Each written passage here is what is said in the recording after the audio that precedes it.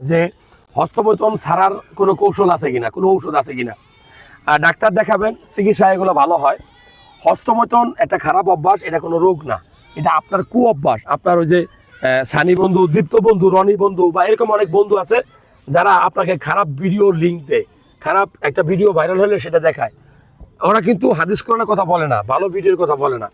যদি আপনি খারাপ ভিডিও দেখতে থাকেন, মেয়েদের সাথে বাজে কথা বলতে থাকেন, আপনার পুরুষ অঙ্গ থেকে পিচ্ছিল এক ধরনের ওই যে ডিম বাংলা যেরকম পানি বের হয় না, বা বাতের মারের মতো বা কলের পানির মতো অনেকে বলে, এরকম পিচ্ছিল পদার্থ বের হয়।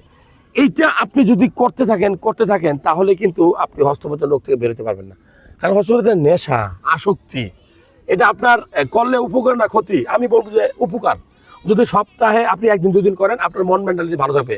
কিন্তু আপনি কি একদিন দুদিন করবেন, এমন অবস্থায় আসক্ত হইবেন, প্রতিদিন 2-3 বার করবেন, তখন আর এটা উপকার থাকবে না, উপকার থাকবে না।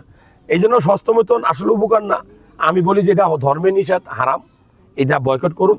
এটা বয়কট করার উপায় হলো ভালো ভালো ভিডিও দেখবেন, আর খেলাধুলা করবেন, মনটাকে ভালো দিকে ডাইভার্ট করবেন, পড়াশোনা করবেন, হাদিস কোরআন শুনবেন, হুজুরদের হস্তমৈথুন সম্পর্কে নেগেটিভ কী কথা বলছে শুনবেন।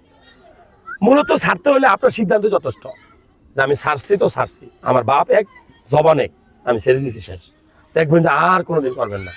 এটা ছাড়লে উপকার অনেক, টেস্টোস্টেরন লেভেল বাড়বে, টাইমিং বাড়বে, বিয়ে করতে আগ্রহ তৈরি হবে, হ্যাঁ, নিজের ভিতরে কনফিডেন্ট আসবে। ভালো লাগলে শেয়ার করবেন।